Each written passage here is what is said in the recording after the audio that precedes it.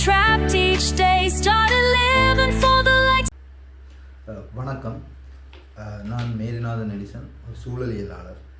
மன்னாரில் நடந்து கொண்டிருக்கிற காற்றாலைக்கு எதிரான, கனியமண்ணுக்கு எதிரான போராட்டத்துக்கு வலுச்சேர்க்கிற வகையில் அது சம்பந்தமான ஃபேக்ட்ஸ் அண்ட் ஃபிகர்ஸ், அதாவது அது சம்பந்தமான தரவுகளை உங்களுக்கு தெரியப்படுத்துறதுக்காக இந்த காணொலியை நான் பதிவு செய்கிறேன்.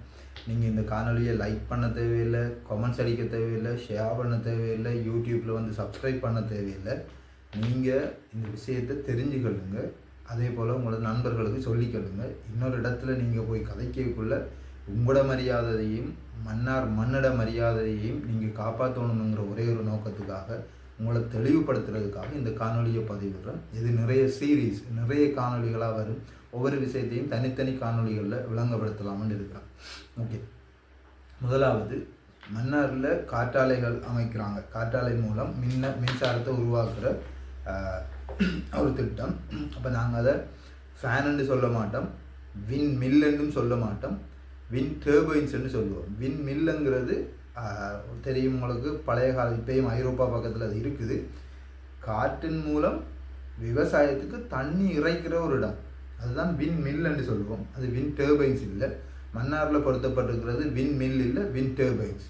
காற்றாலைகள், காற்றிலிருந்து மின்சாரத்தை உற்பத்தி செய்கிற ஆலைகள், அதாவது அதுக்கு பேர் காற்றாலைன்னு சொல்லுவோம். ஓகே, அல்லது வின் டர்பைன்ஸ்ன்னு சொல்லுவோம், வின் மில்லுன்னு சொல்லக்கூடாது, அது அந்த டேம்பில். ஓகே, இப்போ இந்த காற்றாலைகள் இலங்கையில் மட்டும்தான் அமைக்கப்படுகிறதா அல்லது உலகத்தில் வேறு எங்கேயும் இருக்குதா? இந்த கேள்விக்கு உங்களுக்கு இன்டர்நெட்டில் நிறைய தேடலாம். நீங்கள் காற்றாலைகள் அல்லது வின் டர்பைன்ஸ் என்று தேடினீங்கன்னா நிறைய வீடியோஸ் வரும், நிறைய வரும். எங்கெல்லாம் இந்த காற்றாலைகள் அமைக்கலாம்னா, எங்கெல்லாம் காற்று வீசுமோ அங்கெல்லாம் இந்த காற்றாலைகள் அமைக்கலாம். காற்றில் இருக்கிற சக்தியை மின்சாரமாக மாற்றுறதுக்காக சில உபகரண தொகுதிகளை பாவிப்பாங்க. இந்த காற்றாலைகளில் பிளேட்ஸ் இருக்கும், அதாவது அந்த இதழ்கள் இருக்கும். அதே போல் ஜெனரேட்டர் ஒன்று இருக்கும், கியர் ஒன்று இருக்கும், அது போல் கோபுரம் இருக்கும், அதில் பேஸ்மெண்ட் இருக்கும். இது அந்த காற்றாலைக்குரிய அடிப்படையான விஷயங்கள். உலகத்தில் நிறைய இடத்துல காற்றாலைகள் இருக்குது, நிறைய பிரச்சனைகள் இருக்குது. பிரச்சனை இல்லாத காற்றாலைகளும் இருக்குது, கடலுக்குள்ளே இருக்குது, நிலத்தில் இருக்குது, மலையில் இருக்குது, இப்படி நிறைய இடத்துல காற்றாலைகள் இருக்குது. இப்போ இலங்கையில் காற்றாலைகள் எங்கெங்கே இருக்குது? இலங்கையில் காற்றாலை முதலாக அமைக்கப்பட்டது ஹம்பாந்தோட்டையில் 5 காற்றாலைகள் அமைக்கப்பட்டது, ஜெர்மன் அரசாங்கத்தில் நிதியுதவியில். அதே போல் அதுக்கு பக்கத்தில் சோலார் பேனல் அமைக்கப்பட்டிருந்தது, ஜப்பான் அரசாங்கத்தில் நிதியுதவியோடு. இது ரெண்டுமே ஆய்வு நோக்கத்துக்காக அமைக்கப்பட்டது. இலங்கையில் புதுப்பிக்கத்தக்க வளத்தை பயன்படுத்துறதுக்கு இந்த 2 அங்கே பக்கம் டர்பைன்ஸும் அடுத்த பக்கம் சோலாரையும் வச்சு ஒரு ஆய்வு செய்துக்கிட்டு இருந்தவங்க. அது கிட்டத்தட்ட 2014ஆம் ஆண்டு 12ஆம் ஆண்டுலேருந்து 16ஆம் ஆண்டுக்குள்ளே இந்த ஆய்வு நடந்துகிட்டு இருந்தது. ஓகே, அது ஒரு பக்கம் இருக்கட்டும். இப்போ புதுப்பிக்கத்தக்க வளங்கள்னு சொல்லுவோம் நாங்கள். இப்போ ஒயில் வந்து புதுப்பிக்க முடியாத வளம், அதாவது மண்ணெண்ணெயோ மசகு எண்ணெயிலிருந்து வர எந்த ஒரு எரிபொருளும் புதுப்பிக்க இயலாது. ஆனால் இந்த காற்று, நீர், அதே போல் வைப்ரேஷன், இதுகளிலிருந்து எடுக்கக்கூடிய மின்சாரத்தை நாங்கள் சொல்லுவோம் புதுப்பிக்கத்தக்க வளங்கள் அல்லது க்ரீன் எனர்ஜின்னு சொல்லுவோம். ஆனால் இந்த க்ரீன் எனர்ஜி நன்மையாக தீமையாங்கிறதுக்கு வந்து இந்த க்ரீன் எனர்ஜிக்குரிய கன்ஸ்ட்ரக்ஷன் அமைக்கப்படுற இடத்தை பொறுத்து தான் இருக்குது.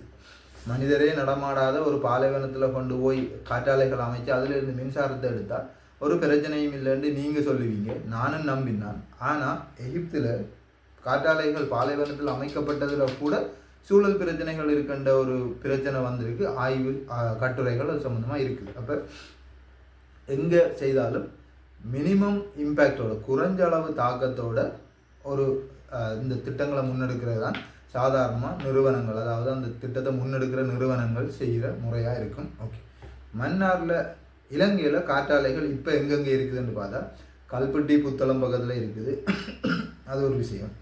வடமாகாணத்தில் பார்த்தீங்கன்னு சொன்னால் முதலாக காற்றாலைகள் வடமாகாணத்தில் அமைக்கப்பட்டது வந்து எங்களை முகமாலை பிரதேசத்தில், அதாவது ஆனரவில், வவுனியாவிலேருந்து யாழ்ப்பாணத்துக்கு போனீங்கன்னா தெரியும், ஆனரவை தாண்டைக்குள்ளே ஆனரவில் இருந்து யாழ்ப்பாணம் போயக்குள்ள முகமாலைக்கு கிட்ட அந்த கடற்கரை பகுதியால், அதாவது யாழ்ப்பாண கடல் நீர் ஏறி ஆனரவுக்கு கிட்ட வார இடத்துல அந்த கரையில், அதில் வடக்கு கரையில் அமைக்கப்பட்டது. அதுக்கு பிறகு 2வது கட்டம் பரலலாக நடந்தது மன்னாருக்குள்ளேயும் அதே போல் தனங்குளத்துலேயும். இப்போ முகமாலையில் வைக்கப்பட்ட காற்றாலைகளை பற்றி சனங்கள் பெருசாக கதைக்கிறது இல்லை. ஏனென்றால் சன நடமாட்டம் இல்லாத கடல் வளம் மிகவும் குறைந்த உப்பு செறிவு கூடினது உப்பளம் அமைக்கக்கூடிய கடல் பிரதேசத்துக்கு பக்கத்தில் அது இருக்கிறதாலேயும் விவசாய நிலங்கள் தென்னை தோட்டம் தான் பாரிய அளவில் அங்கே செய்யப்படுறதாலேயும் பலை பிரதேச செயலாளர் பிரிவு பச்சிலைப்பளை பிரதேச செயலாளர் பிரிவுக்குள்ள தான் அது வரும். அப்போ அதால் அதை பற்றி பெருசாக யாரும் கதைக்கிறது இல்லை, அதில் ஒரு இஷ்யூவும் இல்லாத மாதிரி தான் அது போகும். ஆனால் இதே தனங்கிழப்புக்கு வரைக்குள்ள தனங்கிழப்பில் மக்கள் போராடி ஒரு காற்றாலை அமைக்கப்படுறதுக்கு தெரிவு செய்த இடத்துல இருந்து கொஞ்சம் மூவ் பண்ணப்பட்டு, அதாவது கொஞ்சம் வேறு இடத்துக்கு மாற்றப்பட்டு அமைக்கப்பட்டது. அப்போ மக்கள் இப்பயும் அங்கே இருக்கிற ஜனங்களுக்கு அதால் பிரச்சனை இருக்குது, ஜனங்கள் அதை பற்றி கதைக்குது. அந்த காற்றாலைகள் அமைக்கிறதுக்குரிய ஃபீஸிபிலிட்டி ஸ்டடி நடந்த நேரத்தில் நானும் அதில் பங்கு பற்றி இருந்த ஒரு ஆள். என்னென்று அங்கே போனீங்கன்னு கேட்காதீங்க, அது வேறு ஒரு சாப்டர். அப்போ நானும் அதில் இருந்தேன். அப்போ எனக்கு தெரியும் அங்கே என்னென்ன பிரச்சனைகள் இருந்ததுன்னு. ஆனால் நாங்கள் சொல்கிறதுகளை யாரும் கேட்கவும் மாட்டாங்க. என்னென்னா அரசாங்கம், அதிகாரம், காசு, இது மூன்றும் ஒரு பக்கத்தில் இருக்கக்குள்ள சூழல், மக்கள் இதெல்லாம் இன்னொரு பக்கத்தில் இருக்க வெளியே இல்லாத கஷ்டம். ஓகே, அப்போ அது ஒரு பக்கத்தில் போனது. நாம் மன்னாரை பற்றி கதைப்போம். மன்னாரில் காற்றாலைகள் எங்கே அமைக்கப்பட்டிருக்குன்னு பார்த்தா மன்னார் தீவிட தென் பகுதியில், அதாவது தென்கடல் சொல்கிற ஏரியாவில் நடுக்குடாவிலிருந்து 5 தென்னம்புள்ள அடி, அதாவது எருக்கலம்பட்டி சந்தையிலேருந்து நேராக கடற்கரைக்கு வர ரோட்டு வரைக்கும் இந்த காற்றாலைகள் இருக்குது. 30 காற்றாலைகள். கூகுள் மேப்பில் பார்த்தீங்கன்னா 32 நம்பர் காட்டியிருக்கும், 32 லொக்கேஷன். ஆனால் காத்தாடி 30 தான் இருக்குது. அப்போ நான் திரும்ப காத்தாடி என்று சொல்கிறேன்னு நினைக்காமக்கு அந்த காற்றாலைகள் 30 காற்றாலைகள் தான் இருக்குது, லொக்கேஷன் 32. ரைட். அடுத்தது இப்போ அது கட்டப்பட்ட வெஸ்டாஸ் ப்ரொடக்ஷனில் அந்த சரி, நாங்கள் அதுகளை பற்றி டீப்பாக கதைக்க வேணாம், மேலால் சொல்லிட்டு இருக்கிறோம். சிபி இலங்கை மின்சார சபைக்கு சொந்தமான 30 காற்றாலைகள் மின் உற்பத்தியில் ஈடுபட்டு கொண்டிருக்குது. ஒவ்வொன்றும் 3.45 மெகாவாட்ஸ் உற்பத்தி செய்யும். மொத்தமாக 30 காற்றாலைகள்னால் கிட்டத்தட்ட 100 மெகாவாட்ஸ் மின்சாரத்துக்கிட்ட உற்பத்தி செய்யப்படுது. இது இலங்கையில் மொத்த மின் உற்பத்தியில் அல்லது மொத்த மின் தேவையில் 4% ஏறக்குறைய 4% கவர் பண்ணுது. ரைட். எங்கெங்கே அடுத்த கன்ஸ்ட்ரக்ஷன் என்ன நடக்குதுன்னு சொன்னால், இப்போ இன்னொரு 14 காற்றாலைகள் வரப்போகுது. அது இலங்கை மின்சார சபைக்கு தான் மின்சாரத்தை அவங்க கொடுப்பாங்க.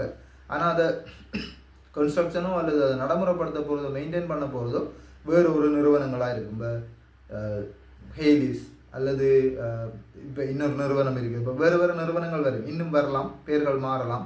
அப்போ மொத்தமாக இன்னொரு 14 டர்பைனுக்குரிய பிளான் இருக்குது. இதுவும் தென் பகுதியில் தான் வரப்போகுது, மன்னார்த்தை விட தென் பகுதியில். இதை விட ப்ளஸ் 53 இன்னொரு 53 காற்றாலைகள் அமைக்கிறதுக்கு தான் அதானி நிறுவனம் கோட்டேஷன் எல்லாம் கால் பண்ணி எல்லாம் செய்திருந்தோம். இப்போ அதானி நிறுவனம் வித்ரோ ஆகிட்டு. இப்போ வித்ரோ ஆகிட்டுன்னு நாங்கள் சந்தோஷப்படுறோம். ஆனால் கிட்டடியிலையும் எனர்ஜி மினிஸ்டர் சொல்லியிருக்கிறேன், அதை திரும்ப வேறு நிறுவனங்களுக்கு கொடுக்க போகிறோம்ன்ற ஒரு கதை சொல்லியிருக்கிறேன். இதுவும் கொஞ்சம் காற்றாலைகள் 53. இதை விட மன்னார் தீவுக்கு வெளியில் நரவுலிக்குளம் பிரதேசத்தில் ஒரு 6 காற்றாலைகள் இப்போ இயக்கத்தில் இருக்குது, இயங்கிக் கொண்டு இருக்குது. இன்னும் சில காற்றாலைகள் அமைக்கிறதுக்குரிய நடவடிக்கைகள் நடந்து கொண்டிருக்கு. இந்த காற்றாலைகள் அமைக்கிற நடவடிக்கைகள் எப்படி, இந்த காற்றாலைகள் அமைக்கிறதுக்குரிய நடவடிக்கைகள் எப்படி நடக்கும்னு பார்த்தீங்கன்னு சொன்னால், முதல் உங்களோட ஊருக்கு பக்கத்தில் பாருங்கள், ஒரு மெல்லிய உயரமான ஒரு டவரை கட்டியிருப்பாங்க. அப்போ நாம் விளையாட்டாக நினைப்போம், அந்த என்ன செய்யணும்னு சொன்னால் அங்கே இருக்கிற காற்றிட வேகம், காற்றிட ஃபோர்ஸ், அதே போல் காற்றிட எவ்வளோ காலத்துக்கு காற்று அடிக்குதுங்கிற காற்று சம்பந்தமான காற்றிட சக்தி சம்பந்தமான ஆய்வு தகவல்களை அது சேகரிக்கிறதா தான் இருக்குது. அந்த ஆய்வு தகவல்களை சேகரிக்கிறதன் மூலம் அவங்க அதுக்கு பிறகு அந்த இடம் காற்றாலைகள் அமைக்கிறதுக்கு சூட்டபுளான இடம், பொருத்தமான இடமா இல்லையாங்கிறத தெரிவு செய்து அதுக்கு அடுத்த கட்ட வேலைகளை செய்வாங்க. இப்போ காற்றாலைண்டா என்னங்கிறத பற்றி நாங்கள் பார்க்கல. உலகத்தில் காற்றாலைகள் என்ன செய்யுது, இலங்கையில் காற்றாலைகள் எங்கெங்கே இருக்குது, மன்னாரில் காற்றாலை என்ன செய்யுதுங்கிறத பார்த்து நாங்கள் 30 காற்றாலைகள் மன்னார் தீவுக்குள்ள இலங்கை மின்சார சபைக்கு சொந்தமானது. இன்னொரு 14 காற்றாலைகள் தனியார் நிறுவனங்களுக்கு கட்டுமானத்துக்காக கொடுக்கப்பட்டிருக்கு.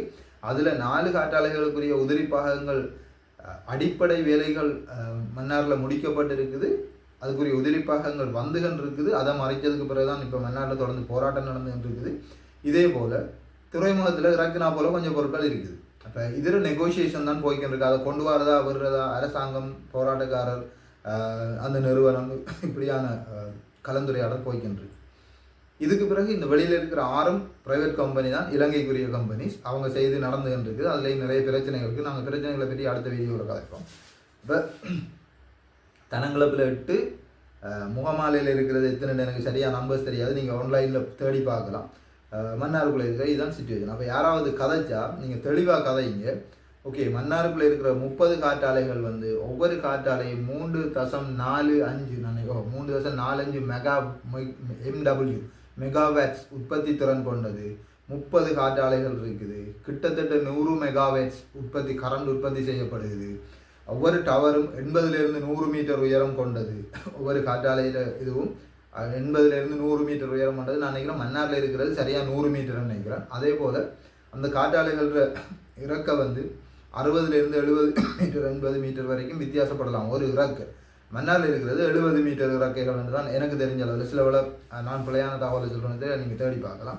இப்போ யாரும் கேட்கக்குள்ளே சரியாக சொல்லணும். இப்போ 4% மொத்த எனர்ஜியை எங்களோட மன்னார்லேருந்து இந்த காற்றாலைகள் கொடுக்குது. இது எல்லாம் ஓகே. இது 2020ஆம் ஆண்டில் இந்த கன்ஸ்ட்ரக்ஷன் முடியணும். phase 1 முடியணும்னு இருந்தது, முடிச்சுட்டாங்க. phase 2 தொடங்கும். phase 3யும் இருக்குது, எக்ஸ்பென்ஷன்ஸ் இருக்குதுன்று, அதாவது விரிவாக்கல்கள் இருக்குதுன்றது ஏற்கனவே சொல்லப்பட்டிருந்தது. அதில் ஒரு விரிவாக்கல் கட்டம் தான் இப்போ போய்கின்றிருக்கு. அடுத்தடுத்த கட்டங்களை பெரியாது அரசாங்கம் செய்கிறதுக்கு முற்பட்டாலும் போராட்டம்ங்கிறது மக்களோட உரிமை மீறப்படுறதால மக்கள் போராட்டம் செய்கிறாங்க. ஓகே, இதுக்கு அடுத்ததுக்காக இன்னொரு வீடியோவில் அடுத்தது தொடர்ந்து மிச்ச விஷயங்களை கதைக்கிறேன்.